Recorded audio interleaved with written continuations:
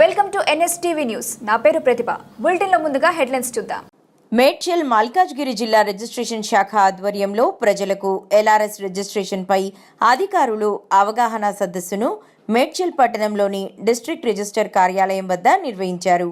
తెలంగాణ రాష్ట్ర ప్రభుత్వం 2020 కంటే ముందు ఎల్ఆర్ఎస్ చేసుకున్న వారికి 20% రాయితీ ఉంటుందని ఈ కార్యక్రమంలో పాల్గొన్న డీఐజీ చెప్పారు.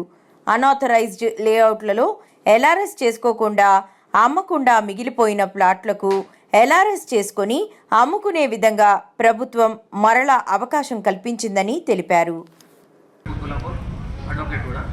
ఇది ఏం ప్రాబ్లం ఏంటంటే చెక్ స్లిప్ టైప్ చేస్తుంటే అందులో ఎల్ఆర్ఎస్ నంబర్స్ అడుగుతుంది. అది ఏది ఎంటర్ చేసినా కానీ యాక్సెప్ట్ చేయట్లేదు. అదొక ప్రాబ్లం. అండ్ ఈరోజు 12th లాస్ట్ డేట్ ఎప్పుడు సార్? 31st. మీరు ఈ ప్రాబ్లమ్ సార్ట్ అవుట్ చేయడానికి నియర్లీ 3 days పడుతుంది. 31st only for debate, not LRS. Okay, LRS అనేది ఇంకా డేట్ ఏం లేదు. మీరు ఎప్పుడైనా ఇంతవరకు డేట్ ఏం లేదు. Okay sir. మీ ప్రాబ్లం లేదు, మీరు చెప్తున్నారు ఈ టైం లిమిట్ అనేది చాలా తక్కువ కదా, అందుకని చెప్తున్నారు. టైం లిమిట్ అనేది రిబేట్కి అంటున్నారు కదా. చెక్ స్లిప్లో ఎల్ఆర్ఎస్ నంబర్స్ అనేవి వచ్చిన డిపార్ట్మెంట్ సబ్ రిజిస్ట్రార్స్, అందరు రియల్టర్స్, డాక్యుమెంట్ రైటర్స్, పబ్లిక్ తరఫుకి వెళ్ళి వచ్చిన అందరికీ కూడా పేరు పేరు నమస్కారం తెలియజేస్తున్నాను. I'm Sahadev, sub registrar Balanagar. ఇక్కడ ఎల్ఆర్ఎస్ రిజిస్ట్రేషన్ అవగాహన కోసం ఏర్పాటు చేసింది ప్రజల కోసం. నిజానికి సార్ చెప్పినట్లు, మన డిఏజీ గారు, గౌరవ డిఏజీ గారు చెప్పినట్లు, నిజానికి ఎల్ఆర్ఎస్ అనేది మన రిజిస్ట్రేషన్ డిపార్ట్మెంట్ పని కాకపోయినా ప్రజలకు రిజిస్ట్రేషన్ డిపార్ట్మెంట్లో రిజిస్ట్రేషన్తో పాటే మనం ఎల్ఆర్ఎస్ చేయాలనే ఉద్దేశంతో మన రిజిస్ట్రేషన్ డిపార్ట్మెంట్లో దాన్ని ఒక ప్రీ రిజిస్ట్రేషన్, ఇప్పుడు ఫీల్డ్కి వెళ్ళి ఉన్న సమస్యలతోటి టెక్నికల్ ప్రాబ్లమ్స్ ఎదుర్కొంటున్న వాళ్ళు, నిజంగా మన బాలాజీ కానీ, సంతోష్, శ్రీనివాసు, ముగ్గురు మాట్లాడిన వాళ్ళందరూ కూడా చెప్పినవి కూడా కొన్ని వ్యాలిడ్ పాయింట్స్. దాన్ని కూడా ఫీల్డ్లో వాళ్ళు ఫేస్ అవుతున్న టెక్నికల్ ఇష్యూస్ని కూడా మన దగ్గర ప్రస్తావించడం జరిగింది. వాళ్ళ సమస్య అంతా కూడా డిపార్ట్మెంట్లో ఫీల్డ్లో పనిచేస్తున్న సబ్ రిజిస్ట్రార్ ఆఫీసులో మా సమస్య అంతా కూడా ఇది సాఫీగా ముందుకోవాలి, టెక్నికల్లీ ఛాలెంజెస్ ముందుకు రావడం అనేది మా అంశం సార్. అంతకంటే ఎక్కువ వాళ్ళ ఉద్దేశం కూడా మా ఉద్దేశం కూడా అదే సార్. గవర్నమెంట్కు ఎల్ఆర్ఎస్ విషయంలో ముఖ్యంగా గవర్నమెంట్ మనకి అవకాశం ఇచ్చినందుకు ముఖ్యంగా గవర్నమెంట్కు ధన్యవాదాలు తెలియజేస్తూనే, మరి మనము ఈ చేసుకునే క్రమంలో ముఖ్యంగా టెక్నికల్ ఇష్యూస్ సర్వీసెస్ లో మేము నిజాయితీగా చేస్తాం సార్. మా services 100% we bow our heads before the officers who really consider our suggestions or some sir. మేము వాళ్ళ దగ్గర నుంచి యాజ్ ఏ టీచర్స్ మేము వాళ్ళ దగ్గర నుంచి మేము నేర్చుకునే students sir. Never we try to dominate them, never we try to disturb them.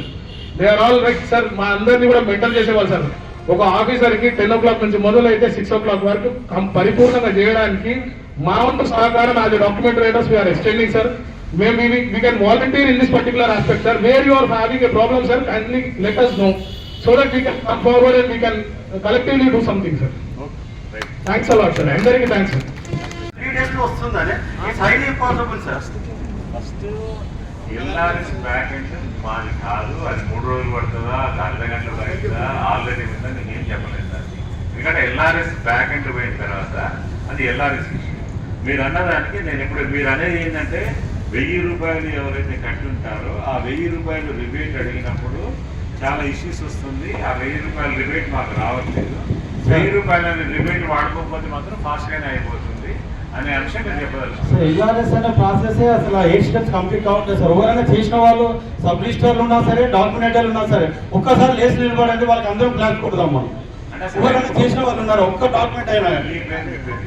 Srinivas గారు మీరు చెప్పేది ఎల్ఆర్ఎస్ అనేది ఒక డాక్యుమెంటే కాదు. ఎల్ఆర్ఎస్ అనేది అసలు అవనే జరగలేదు. ఎల్ఆర్ఎస్ జరిగే అవకాశమే లేదు అంటున్నారు. ఒక్కసారి ఇక్కడ సబ్ రిజిస్టర్ ఉన్నారు కదా సార్, ఎవరైనా అడగండి, ఎవరైనా చేశారా?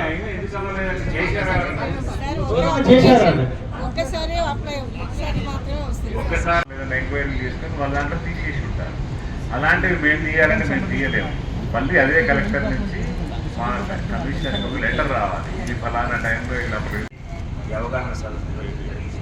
ఇంకోటి ఏంటంటే ఈ రిజిస్ట్రేషన్ మాడ్యూల్ అనేది ఏదైతే ఏర్పాటు చేశారో దాంట్లో కూడా ఈ ఎల్ఆర్ఎస్ ఎంత కట్టాలి అనేది మనకి క్యాల్కులేట్ అవుతుంది. అది ఇక్కడ ఉన్న లింకు. ఇంకోటి అది క్యాల్కులేట్ చేసి వచ్చిన తర్వాత రిజిస్ట్రేషన్ అయిపోయిన తర్వాత మా రిజిస్ట్రేషన్ ఆఫీస్ నుంచి సమాచారం మళ్ళీ ఎంఏయుడికి వెళ్తుంది. ఆ వెళ్ళిన తర్వాత వాళ్ళు అప్పుడు ప్రొసీడింగ్ ఇస్తారు. అంటే ఈ ప్రొసీడింగ్ రావడానికి ఒక మాత్రమే ఇక్కడ మాకున్నటువంటి సంబంధం ఏంటంటే అది మాత్రమే. ఇంకోటి హెల్ప్ డెస్క్ అన్నారు. హెల్ప్ డెస్క్ మన కలెక్టర్ గారు మాట్లాడుతూ ప్రతి ఎంసీని కూడా అంటే మున్సిపల్ కమిషనర్ కూడా హెల్ప్ డెస్క్ పెట్టించారు.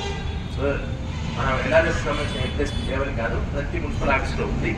వాళ్ళు లేకపోతే మీరు కలెక్టర్ డైరెక్ట్ చెప్పచ్చు. ఇక్కడ హెల్ప్ డెస్క్ పెట్టుకోవాల్సిన అవసరము లేదు. ఎందుకంటే మీకు తెలుసు ఇది ఏంటంటే ప్రభుత్వం ఇచ్చింది ఎల్ఆర్ఎస్ స్కీము, కానీ రిజిస్ట్రేషన్లో కాదు. సైమల్టేనియస్లీ రిజిస్ట్రేషన్ కూడా చేసుకుంటున్నట్లయితే సేఫ్టీలకు ఇక్కడ రావాలి. కానీ ఎల్ఆర్ఎస్ మొత్తం కూడా మున్సిపల్ వాడాలి. సో వాళ్ళు అక్కడ హెల్ప్ డెస్క్ కూడా పెట్టారు. సో ఇది హెల్ప్ డెస్క్ గురించి. ఇంకా మీరు ఒకటి చెప్తాను. ఇంతకుముందు ఫస్ట్ ఒక అతను రవీంద్ర గారు మాట్లాడుతూ 10% డబ్బులు ఇస్తే మరి మాకు ఎట్లా అన్నారు. ఫస్ట్ ఆఫ్ ఆల్ మన జాగ్రత్త గారు చెప్పినట్టు ఇక ముందు అనాథరైజ్ లేఅవుట్స్లో తీసుకోకండి. అంటే అనాథరైజ్ లేఅవుట్స్ కూడా ప్రభుత్వం ప్రోత్సహించారు, మనం కూడా ప్రోత్సహించారు. It the same time government land కూడా కొనకూడదు. Assign land, government land, work land, endowment land మనం కొనకూడదు. అది మనకు తెలుసు. అయినా మనకు తెలియకపోకున్నాం అది అంటారు కదా. సో అటువంటి తెలియకపోకున్నా కానీ అది ఇన్నోసెన్సీ అనేది ఎక్స్క్యూజబుల్ కాదు. కాబట్టి కంపల్సరీ మనకు ఆ ప్లాటే పోతుంది. ఎప్పుడో ఒక 20 ఏళ్ళ కింద 2 లక్షలు పెట్టి కొన్నది ఇలా 60-70 లక్షలు అవుతుంది. దాంట్లో మీరు కట్టేది ఇప్పుడు దానికి ఎంత 10% అది ఎల్ఆర్ఎస్ స్కీమ్ అంటే 1 లక్ష 1,50,000 కడతారు. అంటే 1 లక్ష రూపాయలు కట్టిన దాని మీద మీరు 10% తీసుకుంటున్నారు అంటే ఒక 10,000 తీసుకుంటారు. మీరు 10,000 గురించి 1,00,000 గురించి మాట్లాడుతున్నారు. మరి మీకు పోయిన 60 లక్షల ప్లాట్ 70 లక్షల ప్లాట్స్ ఉంటుంది. అంటే మీరు కొనడం అనేది మనం తెలిసినా తెలియకుండా బయట అంటారు. మనం తెలుసుకొని కొనుక్కోవాల్సిన అవసరం ఉంటుంది. అది కాకుండా మనం అజాగ్రత్తగా ఉండి ఏ గవర్నమెంట్ ల్యాండ్ గోల్డ్ రిజిస్ట్రేషన్ అయినా కానీ అది చెల్లుబాటు కాదు. కాబట్టి ఏంటంటే మీరు